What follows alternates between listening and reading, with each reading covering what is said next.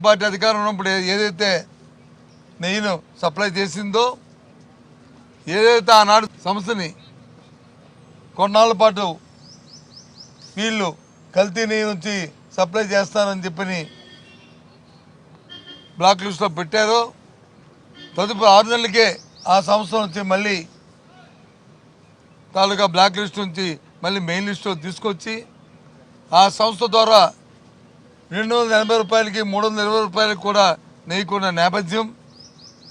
అదే సంస్థ ఏదైతే హిందాపూర్ అని చెప్పిన సంస్థ ఏదైతే ఉందో, ఆ హిందాపూర్ సంస్థ ఇవాళ వచ్చి 658 రూపాయలకి ఇవాళ వచ్చి నెయ్యిని సప్లై చేస్తున్న నేపథ్యం. ఈ హిందాపూర్ సంస్థ ఎవరిదో కాదు, సొంతంగా హెరిటేజ్ సంస్థకు సంబంధించిన సంస్థ. ఇదిగో వాళ్ళ వెబ్సైట్లోను ఇదిగో ఇదేమో నేను ముద్రించింది కాదు, హెరిటేజ్ ప్లాంట్ నేమ్ హిందాపూర్. ఇదిగో మేడం గారి ఫోటో, ముఖ్యమంత్రి గారి సతీమణి ఫోటో. ఇదేమి నేను తయారు చేసింది కాదు, ఇదేమి వాళ్ళ వెబ్సైట్లో వారం రోజుల వరకు వారం కిందటి వరకు ఉన్న ఇది ఈరోజు ఉండదు, మాయైపోద్ది. ఎందుకంటే ఏదైతే ఆ రోజు ముఖ్యమంత్రి స్థాయిలో చంద్రబాబు నాయుడు గారు ఆపాదించారో 300 రూపాయలకు వచ్చి స్వచ్ఛమైన వస్తుందా, సుమారు 700 రూపాయలు కాకపోతే తగ్గితే కానీ అది దొరకదని చెప్పి ఆ రోజే మాట్లాడి ధనదాహం కోసం, ధనార్జన కోసం, ఆయన సొంత స్వలాభం కోసం, దేవదేవుడి తాలూకా ఆ దేవస్థానంలో దోపిడీ కోసం ఆ రోజు ఆ మాటలు మాట్లాడి ఈరోజు వచ్చి వాస్తవాలు బయటపడినప్పటికీ మీ మాట వచ్చి చర్చకు అడిగితే చర్చకు వచ్చి సమయం ఇవ్వలే.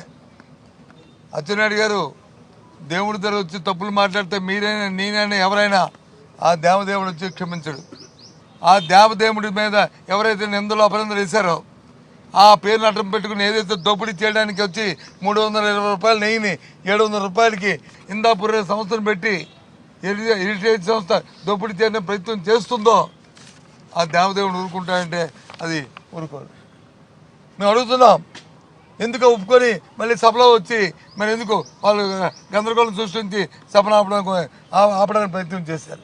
ఏదైతే ఆయన ఎవరు చంద్రబాబు నాయుడు గారు టాయిలెట్లు తుడితే కెమికల్స్ కూడా వాడారన్నారు, ఈ హెరిటేజ్లో అవన్నీ ఉన్నాయో చూపెడతారు.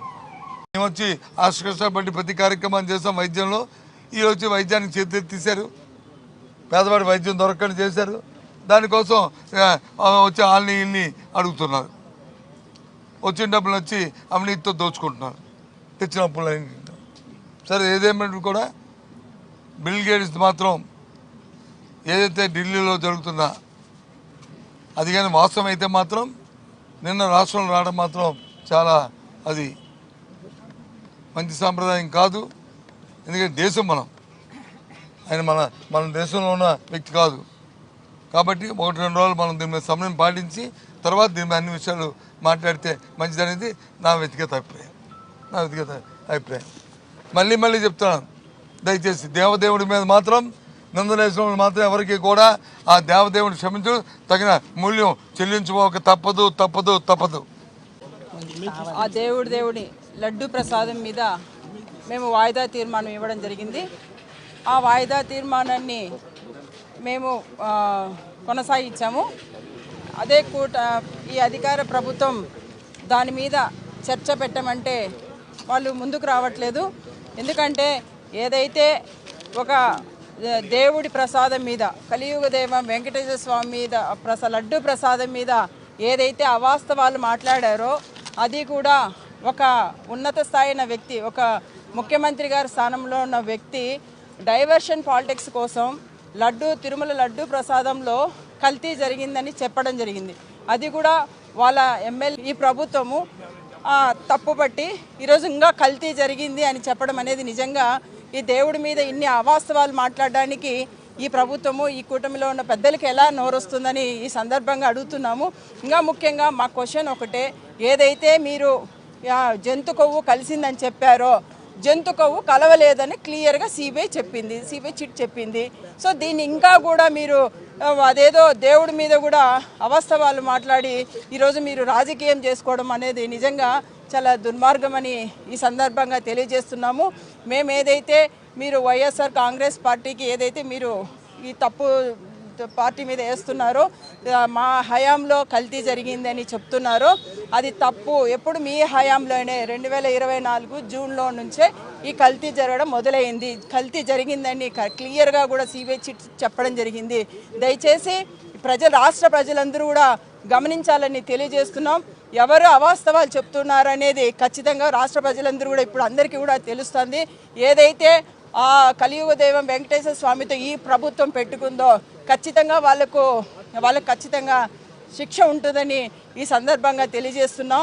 మా డిమాండ్ మేము ఖచ్చితంగా ఈ తిరుమల లడ్డు మీద ఈ ప్రభుత్వం ఏదైతే అవాస్తవాలు చెప్పిందో వాటినన్నిటినీ కూడా మేము ఖచ్చితంగా మాకు హౌస్ చర్చకు రావాలని పెట్టేంతవరకు కూడా మేము ఖచ్చితంగా దీని మీద చేస్తాము. అదేవిధంగా ఇలాంటి వాస్తవాలన్నిటి కూడా ఇలాంటివన్నీ కూడా ఈ ప్రభుత్వము తప్పుడు ప్రచారాలు చేయకూడదని ఈ సందర్భంగా తెలియజేస్తున్నాం.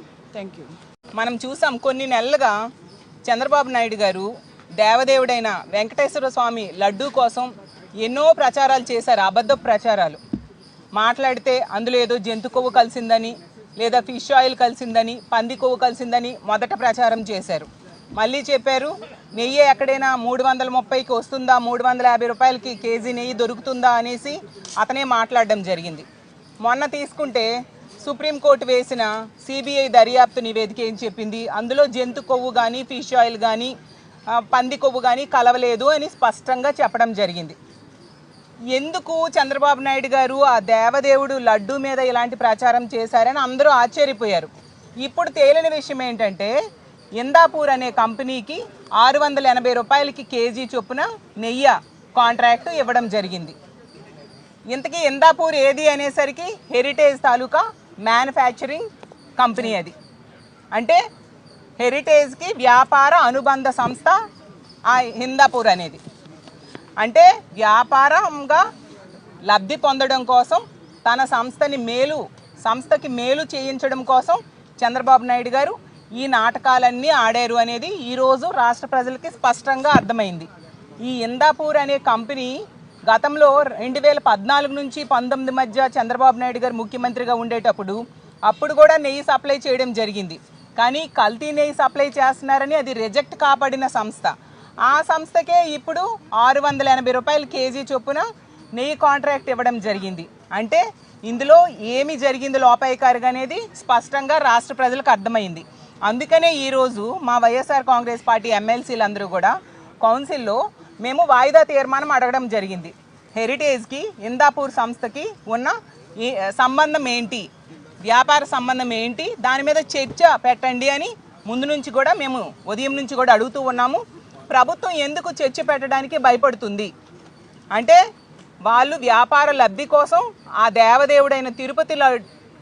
దేవదేవుడైన వెంకటేశ్వర స్వామి లడ్డూతో ఈరోజు పచ్చి అబద్ధాలు దాని గురించి మాట్లాడి ఈరోజు వ్యాపార సంబంధాలు అలాగే వ్యాపార భాగస్వామి అయిన ఇందాపూర్ సంస్థ ద్వారా ఆర్థికంగా లబ్ధి పొందడం కోసం, హెరిటేజ్కి లబ్ధి పొందడం కోసం చంద్రబాబు నాయుడు గారు ఈ విధంగా చేశారనేది స్పష్టంగా అర్థమవుతుంది. ఇదిగోండి ఇప్పుడే చూపించారు కదా ఈ హెరిటేజ్ తాలూకా చీజ్ స్లైసెస్, దీని మీద స్పష్టంగా రాసుంది manufactured by Indapur dairy and milk products limited అనేసి. అంటే ఈ ఇందాపూర్ అనేది ఖచ్చితంగా హెరిటేజ్ తాలూకా అనుబంధ సంస్థ. అందరూ కూడా దళారీ చేతున్న బారుల్లో పడిపోయి దాదాపు ఒక ఎకరాకు 1000 ఒక క్వింటాలకు 1000 రూపాయలు నష్టపోవాల్సి వస్తూ ఉంది. ఈరోజు శనగలు 10 క్వింటాలు అయితే ఒక ఎకరాకు 10,000 నష్టపోవాల్సి వస్తుంది. అంటే ఈరోజు 4,600 4,700 రూపాయలకే క్వింటాలకు అమ్ముకోవాల్సిన పరిస్థితి రైతులు కల్పించి ఈరోజు ఆర్థిక ఇబ్బందుల్లో ఉన్న రైతులు పొలాల్లోనే వచ్చిన పంటను 5,000 లోపే 4,600కు 700కే అమ్ముకొని చాలా నష్టపోతూ ఉన్నారు. అదేవిధంగా శనగ పంటే కాకుండా మీరు ఒక్కసారి చూస్తే జొన్నలు 3,600 రూపాయలు మద్దతు ధర ఉంటే 2,600కే ఈరోజు అమ్ముకోవాల్సిన పరిస్థితి వచ్చింది. అదేవిధంగా మొక్కజొన్న పంట 2,400 రూపాయలు మద్దతు ధర ఉంటే ఈరోజు 1,600, 1,700 కూడా రేట్ లేదు. ఈరోజు రైతులందరూ కూడా ఆర్థిక ఇబ్బందుల్లో ఉండి పంటను అక్కడే నష్టాలకు అమ్ముకుంటున్నారు. ఈరోజు ఎక్కడైనా గోడౌన్లో పెట్టుకోవాలన్నా ఇబ్బంది ఉన్న రైతులందరూ కూడా నష్టపోవడం జరుగుతూ ఉంది. నేను ప్రభుత్వాన్ని డిమాండ్ చేస్తూ ఉన్నా రైతుల తరఫున, ఈరోజు ప్రభుత్వ మద్దతు ధర ఏదైతే ఉందో 5,650 రూపాయలు, అది కూడా సరైన గిట్టుబాటు ధర కాదు, పెంచి కొనాలా. ఈరోజు ఉన్న మద్దతు ధరకు కూడా ప్రభుత్వం ఎంత నిర్లక్ష్యంగా ఉందంటే రైతుల పక్షాన ఇది మాది రైతు ప్రభుత్వం అని బడ్జెట్లో చెప్తా ఉన్నారు. అసెంబ్లీలో పదే పదే చెప్తున్నారు ముఖ్యమంత్రి గారు కానీ వ్యవసాయ శాఖ మంత్రి గారు కానీ. ఈరోజు కూడా పంట చేతికొచ్చి 25 రోజులైనా కూడా ప్రభుత్వ పరంగా ఎంఎస్పి రేటుకు కొనుగోలు చేసే కేంద్రాలు ఏర్పాటు చేయకపోవడం. కాబట్టి ఎంటమ్మడే ప్రభుత్వం కొనుగోలు కేంద్రాలు ఏర్పాటు చేసి పంటను, శనగ పంటను, మొక్కజొన్నను, జొన్నలను కొనుగోలు చేయాలని చెప్పి నేను డిమాండ్ చేస్తాను.